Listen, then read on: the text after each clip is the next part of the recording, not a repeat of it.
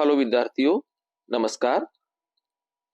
कक्षा 12वीं का ये हिंदी विषय का सेट ए है जो कि परीक्षा पूर्व अभ्यास प्रश्न पत्र है।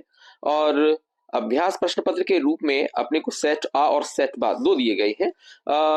ये वार्षिक परीक्षा के लिए अत्यंत महत्वपूर्ण है, अतः हम सबको ही ये प्रश्न पत्र जरूर तैयार कर लेना चाहिए।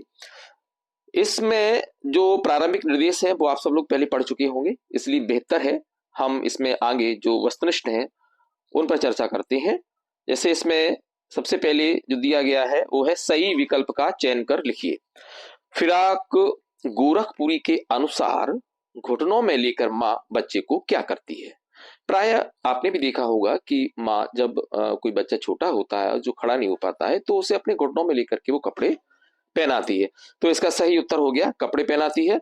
इसके बाद दूसरा है कौन सा रस हमारे मन में उत्साह का संचार करता है। तो उत्साह का संचार करने वाला रस है वीर। तीसरा है भक्तिन पाठ के रचनाकार महादेवी वर्मा है। चौथा अपने मरे बिना स्वर्ग नहीं दिखता का अर्थ है स्वयं प्रयत्न करने पर ही काम बनता है। पांचवा प्रश्न है मराठी भाषा में लिखी जूझ कहानी का हिंदी अनुवाद किसने किया है। तो जो जूझ कहानी है जो मराठी भाषा में लिखी गई थी, इसका जो हिंदी में अनुवाद है वो केशव प्रथम वीर ने किया है। छठवां प्रश्न है रेडियो नाटक में निम्न में से क्या अनिवार्य है।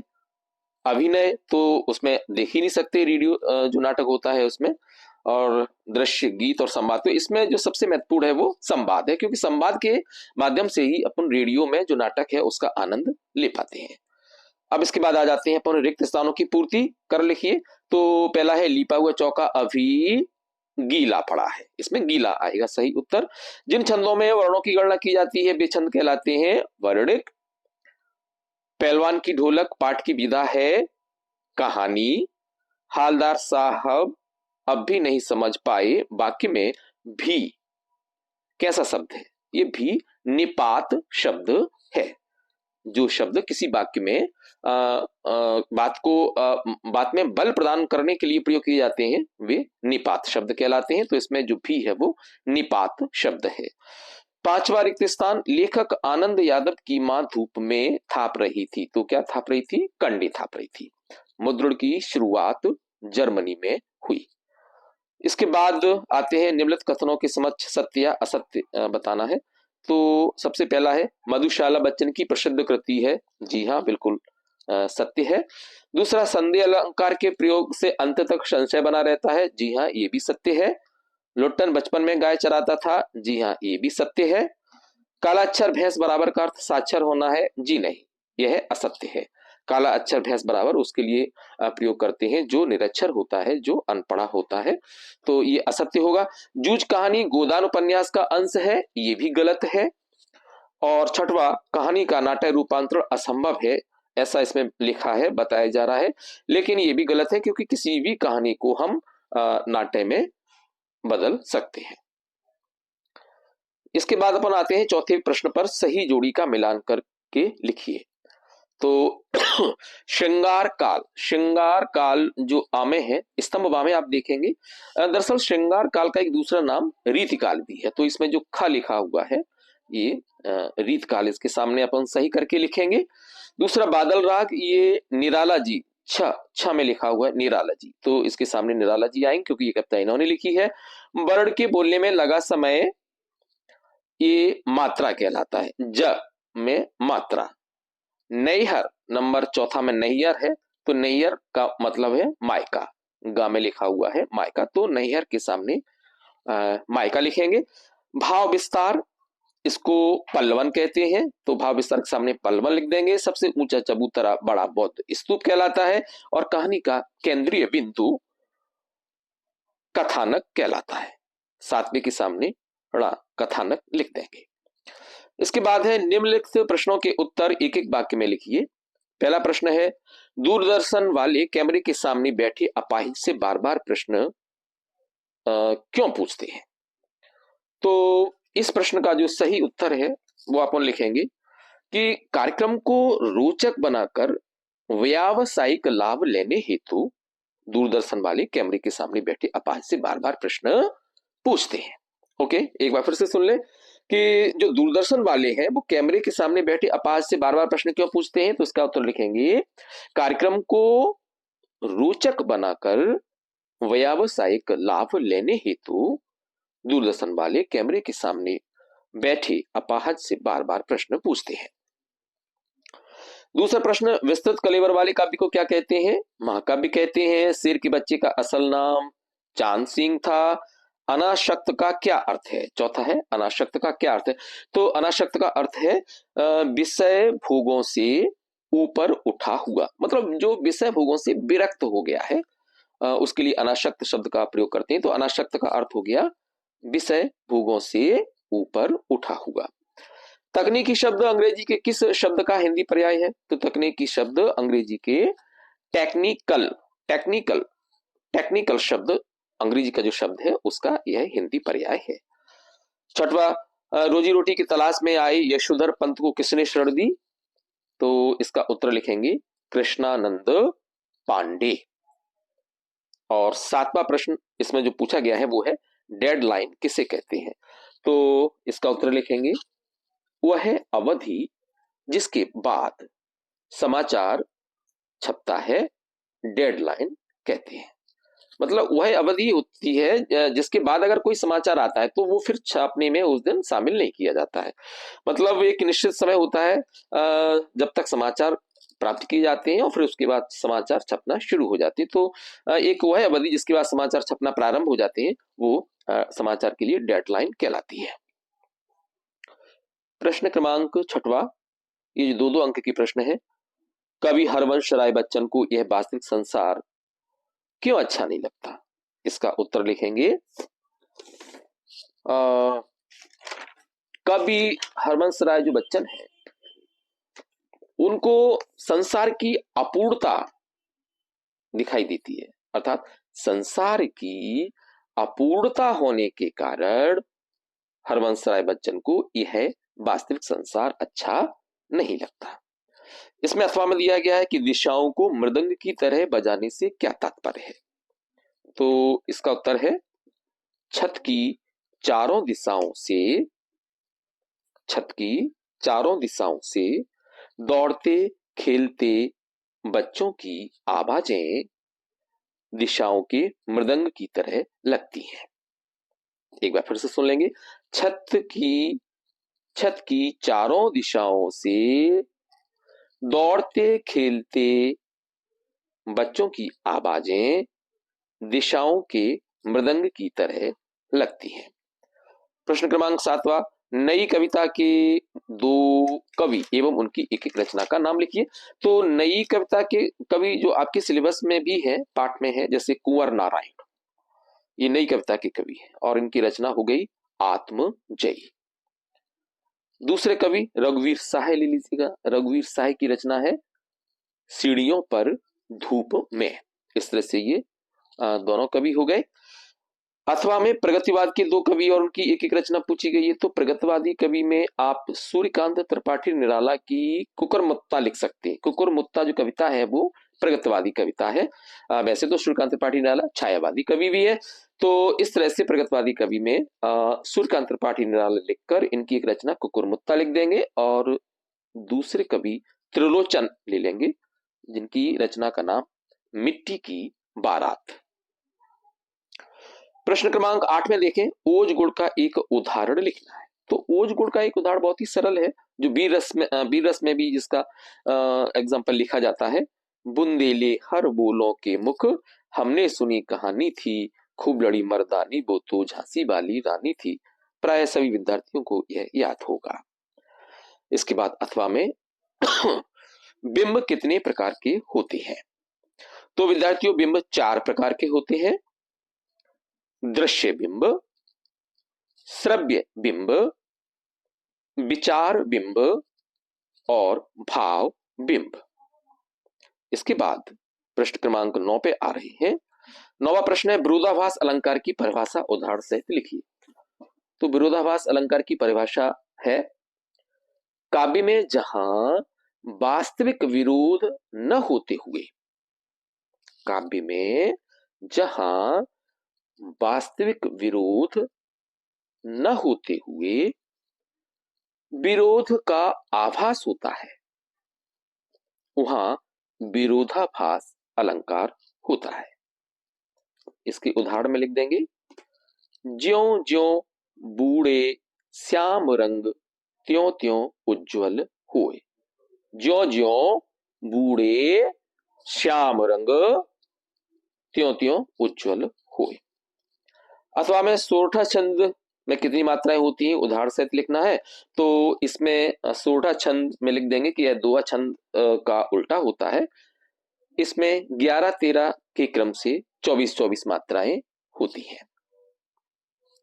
इसका उदाहरण, सुन के वट के बैन प्रेम लपेटे अटपटे। सुन के वट के बैन प्रेम लपेटे अटपटे, बिहसे करुणा अयन। बिहसे करुणा अयन, चितय जानकी लखन तन। इस तरह से ये 9वां प्रश्न भी हो जाता है। इसके बाद अपन 10वें प्रश्न की बात करते हैं। निबंध किसे कहते हैं? किन्हीं दो निबंधकारों एवं उनकी दो निबंधों के नाम लिखिए। तो सबसे पहले निबंध की परिभाषा आप नोट कर लेंगे। निबंध वह गद्य रचना है, निबंध वह गद्य रचना है जिसमें सीमित आकार में किसी विषय का प्रतिपादन एक विशेष निजीपन के साथ किया जाता है। निबंध वह गद्य रचना है जिसमें सीमित आकार में किसी विषय का प्रतिपादन एक विशेष निजीपन के साथ किया जाता है।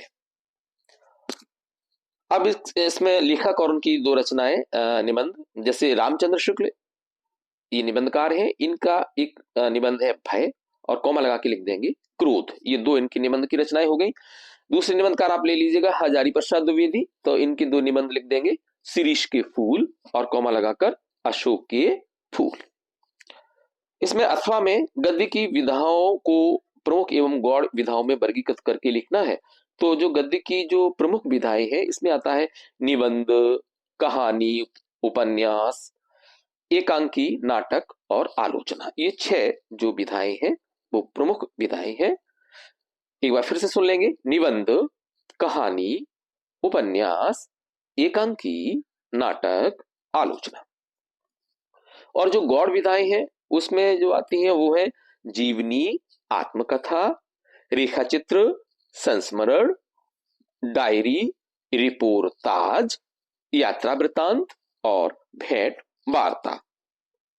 इसके बाद प्रश्न क्रमांक 11वें पे आएंगे। लेखक जैनेन्द्र कुमार के अनुसार बाजारूपन से क्या तात्पर्य है? इसका उत्तर लिखेंगे, कुछ लोग धन की क्रय शक्ति के गर्व में, कुछ लोग धन की क्रय शक्ति के गर्व में गैर जरूरी वस्तुओं को खरीदते जाते हैं, यही बाजारूपन कहलाता है। अथवा में प्रश्न है कि शिरीष को कालजयी अवधूत क्यों कहा गया है?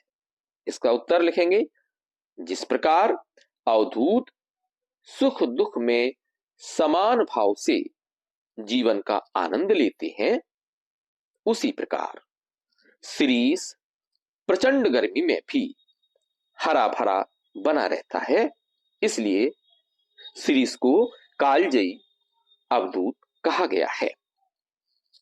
प्रश्न क्रमांक 12, अर्थ के आधार पर वाक्य के प्रकार लिखिए। तो अर्थ के आधार पर वाक्य के 8 प्रकार होते हैं, आप सभी पहले से भी जानते होंगे ये।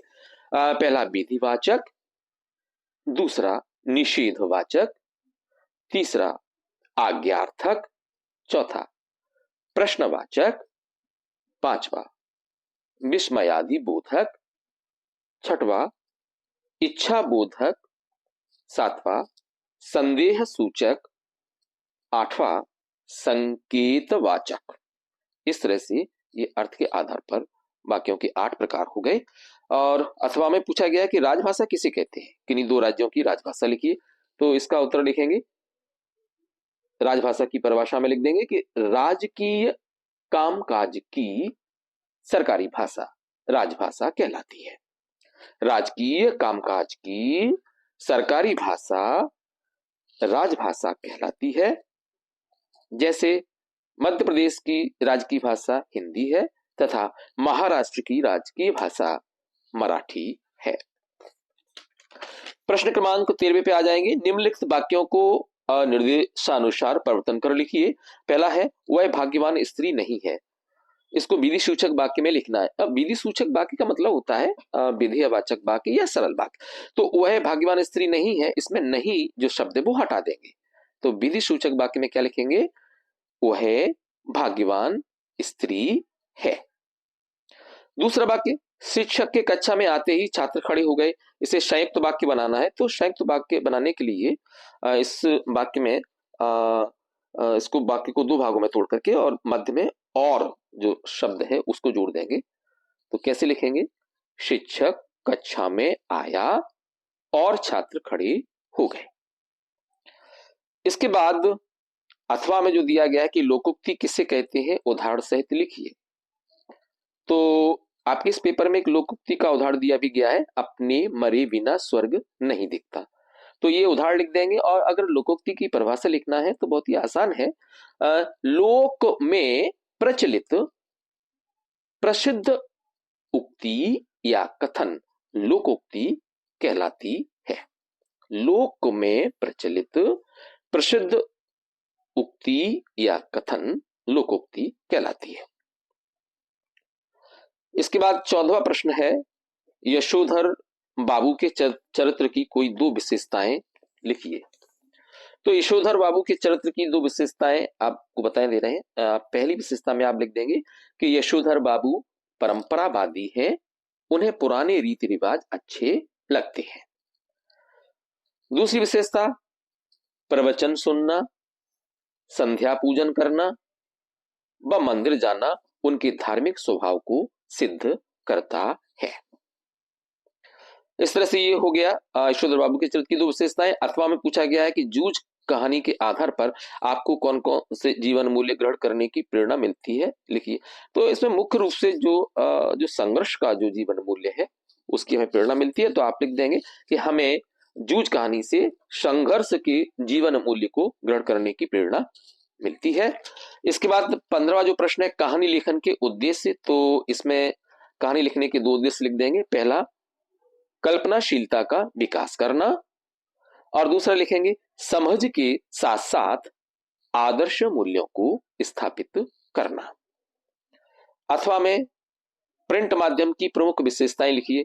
तो प्रिंट माध्यम की प्रमुख जो विशेषताएं हैं उसमें लिखेंगे, नंबर 1, इसमें स्थायित्व होता है।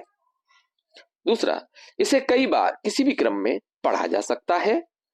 तीसरा, इसकी भाषा अनुशासित तथा शुद्ध होती है। 6वां प्रश्न और 17वां प्रश्न, इनके मैंने पहले भी YouTube पर वीडियो बना के अपलोड कर दिए हैं, उनसे आप हेल्प ले सकते हैं। प्रश्न क्रमांक 18 में सार संक्षेपण की 3 विशेषताएं पूछी गई हैं। तो इन 3 विशेषताओं को आप सुन लीजिएगा और आप लिख सकते हैं। नंबर 1, संक्षिप्तता संक्षेपण का प्रधान गुण है। संक्षिप्तता संक्षेपण का प्रधान गुण है।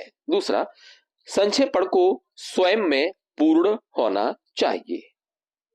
और तीसरा, इसमें लिखे गए विचार स्पष्ट होने चाहिए। इस 18वें के बाद 19वां अपठित गद्य खंड है, इसे आप पूरा पढ़ लेंगे। और पढ़ने के बाद जो इसमें 3 प्रश्न पूछे गए हैं कि उपयुक्त गद्यांश का शीर्षक क्या है, तो इसका जो शीर्षक है वो आप लिखेंगे प्रकृति और मनुष्य। दूसरा प्रश्न, मनुष्य क्या ठीक ठीक नहीं समझ सका है। तो मनुष्य प्रकृति के साथ अपने ऐतिहासिक संबंध को ठीक ठीक नहीं समझ सका है। तीसरा, विकास के क्रम में मनुष्य ने क्या और किस पर आरोपित कर रखा है। तो विकास के क्रम में मनुष्य ने प्रकृति पर अपनी इच्छा को आरोपित कर रखा है। इस वीडियो में बस इतना ही। अगले वीडियो में मैं जो सेट बी है उसका सॉल्व लेकर के मैं आऊंगा। तो बच्चों, मैं उम्मीद करता हूं कि आपको इस वीडियो से आपको काफी सहायता मिलेगी। धन्यवाद।